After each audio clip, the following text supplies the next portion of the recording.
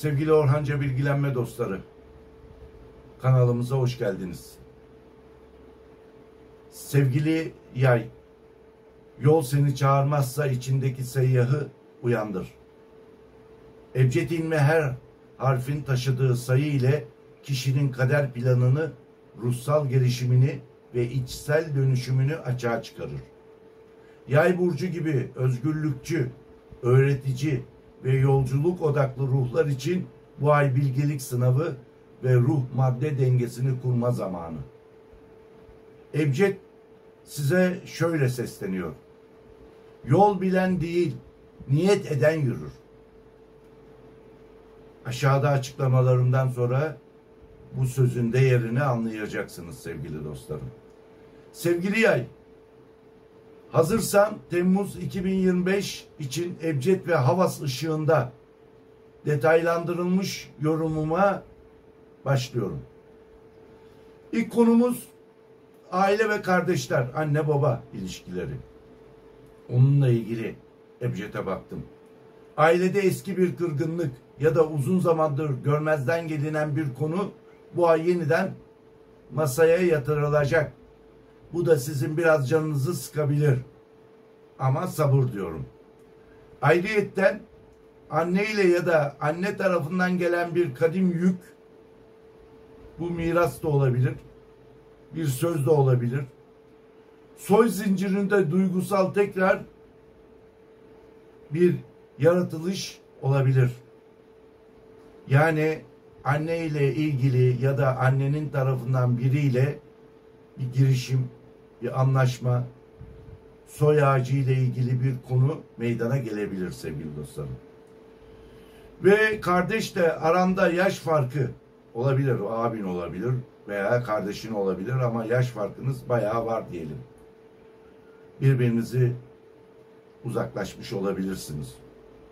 Rol farkı ya da maddi dengesizlik sebebiyle içsel mesafe artmış olabilir bu kişiyle, yani bu kardeşle. Tavsiyem, o kişiye bir mesaj yaz, bir ziyaret yap, bir gönül al. Bu ay kalpten gelen her hareket kaderi değiştirebilir. Bu kişiyle aranıza sıcak ilişki girebilir. Güzel bir anlaşma olabilir. Açılmış mesafeyi de kapatmış olursunuz. Ve işsiz olan yayların da Ebced'ine baktım. Temmuz'da Ebced'e göre 9, 14, 23 Temmuz günleri rızık kapılarının aralandığı güçlü günler olacak. Enerjisi yüksek günler olacak bu günler. Eğitim, yayıncılık, seyahat, tercümanlık, ruhsal danışmanlık, hukuk ve medya alanları ya da internetten satış alanları bu ay yaylar için açık enerji taşıyor. Bunlar size enerjisi yüksek. Buralarda başarı elde edebilirsiniz.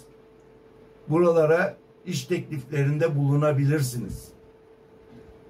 Ve dostlarım, enerjisi yüksek bu ay sizin. İş başvurularınızı bugünlere de denk getirebilirsiniz. 9, 14, 23 Temmuzlara. İş görüşmelerinizi bugünlere denk getirin. Enerjisi yüksek. Bu ay size hoş geri dönüşümler olacağına inanın sevgili dostlarım. Ve sizin kısmetiniz bu ay uzak bir şehirden veya yurt dışından gelebilir. Bakın, bazı yaylar burayı iyi dinlesin. Kısmetiniz açık. Şehrin dışından veya yurt dışından iyi bir maaşla teklif gelebilir diyorum. Ve bu ayki rızkınızı arttırmak, iş bulma olasılığını yükseltmek için size zikir hazırladım. Bu zikir ya Vasi ya Rezzak, bu iki Allah'ın ismini sabahları 9'ar kere kalpten niyetle, niyeti biliyorsunuz, Allah'ım ne olur şu işim olsun, bu iş yerine başlayayım, iş kısmetimi aç gibi niyetler olabilir işle ilgili. Bu zikirleri 9 kere sabahları okumanızı tavsiye ediyorum. Size hazırladım bunu Ebced'le. İşverenleri tabii unutmadık. İşveren yayları. Bu ay çalışanlarının üzerindeki etkini yeniden gözden geçirmelisin. Ve geçiriyorsun da. Bunun da sebeplerini konular önüne gelince göreceksin. Ben yöneticiyim demek değil. Çalışanlarının sana karşı duyduğu güvenle kazanç artar sevgili işveren dostum. Ebced'e göre 21 Temmuz sonrası işine dair yeni bir vizyon doğabilir. Buna hazırlıklı ol.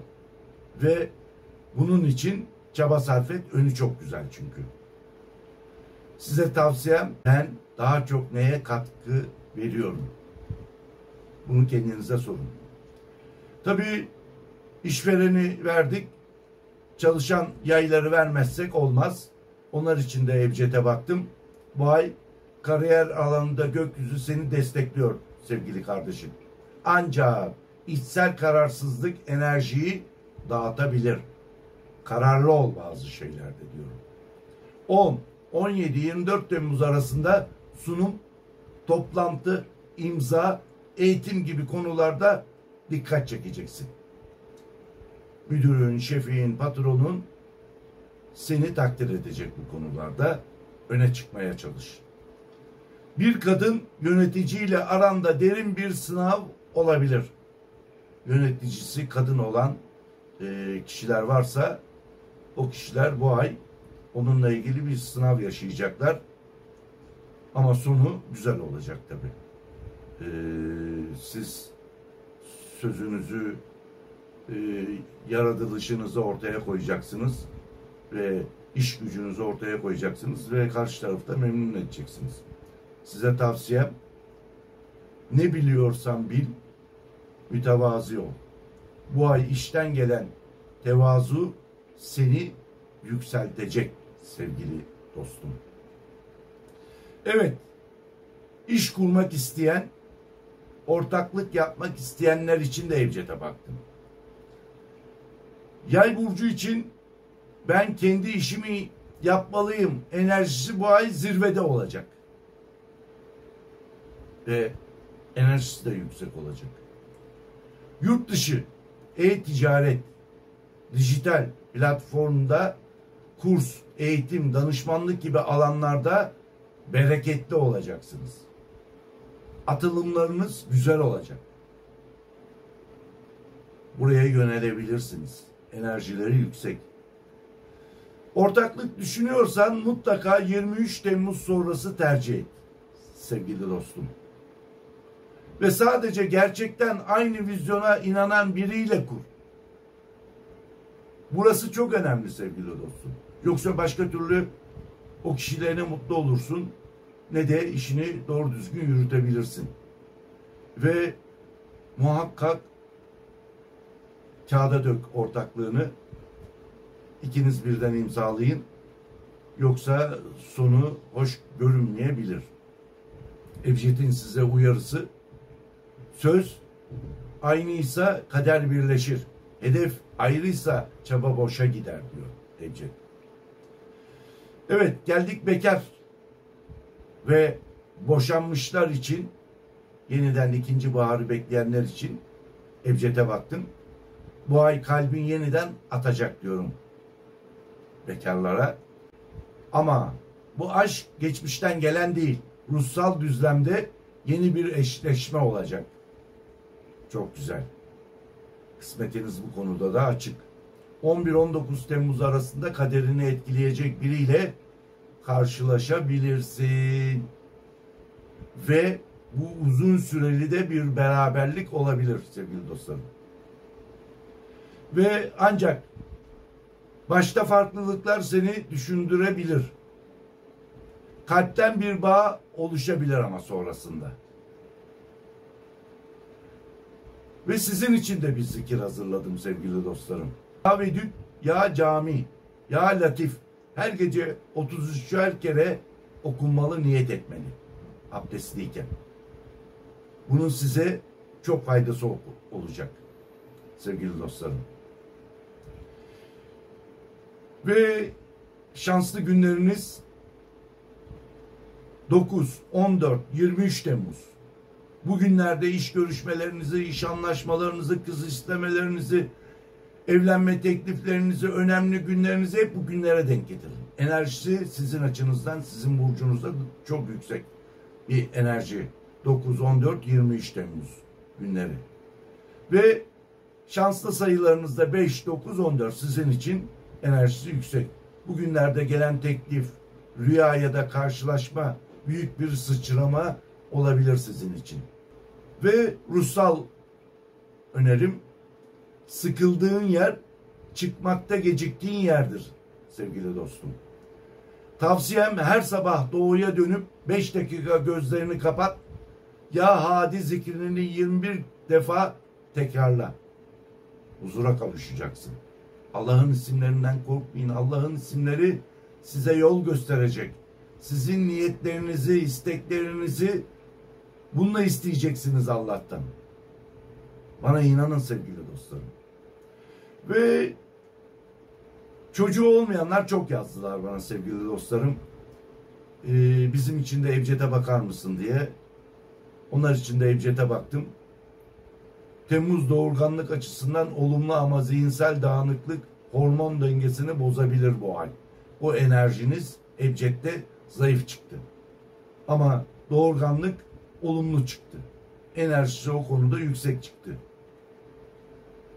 Yani zihniniz başka yerlerdeyse, sinirliyseniz, sizi kızdıran bir şeyler varsa veyahut da kafanız bir yere takıldıysa bunlar sizin hamile kalmanızı engelleyen stres ve hormon dengenizi ayarlayamıyorsanız bunlar işte bu doğurganlık enerjisini bitirebilir sevgili dostlarım. Bu ay bunlara dikkat edin diye söylüyorum. Ebced'de çıkan bu. Anne olmak isteyen yaylar için 12-20 Temmuz arası şifa ve dua için uygun dönem. Hamile kalmak için bu sizin enerjinizi arttıracak. Bunu karı koca da yapabilirsiniz. Zikir, ya musavvir, ya bari, ya rahim. Sabah 11'er defa okunmalı. Niyet ederek. Allah'ım ne olursun bana eli ayağı düzgün, sağlıklı bir evlat nasip et diye. Hayırlı bir evlat nasip et diye dua etmenizi veya buna benzer duada niyette bulunmanızı istiyorum. Bu zikirlerden sonra, zikirlerden evvel. Ve sağlık durumuna gelelim genel olarak. Karaciğer, kaslar, tansiyonlar, ilgili alanlar, bu gibi ilgili alanlar, onlara çok dikkat edin. Bunlar bazı arıza çıkartabilir sizde. Geçmişte atamadığın yükler sırtında kas sıkışması olarak ortaya çıkabilir. Bu da sinirsel diyoruz. Ebced'de çıkanı söylüyorum.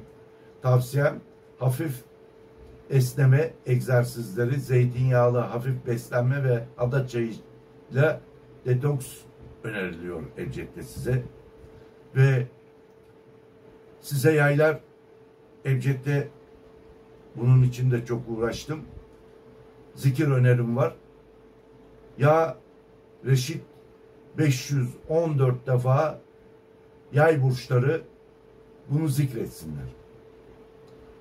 Yolu gösteren, karışık olanı sadeleştiren bu isim, Allah'ın ismi, bu ay yay burçları için pusula hükmündedir. Daha ne yapayım sizin için? Tabii bunları inananlara yapıyorum. Benim gibi inananlara yapıyorum. Ve bunda başarı elde edilmiştir. Sevgili dostlarım. Bu zihni sakinleştirir. Kararsız olan kişileri kararlı hale getirir. İç yolculuğa rehberlik eder. Bu Allah'ın ismi.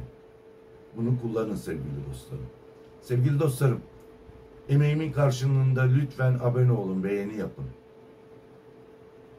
Bu emeğimin karşılığında videolarımı seyredip, dinleyip beğeni yapmayan kişiler var. Lütfen beğeni yapın.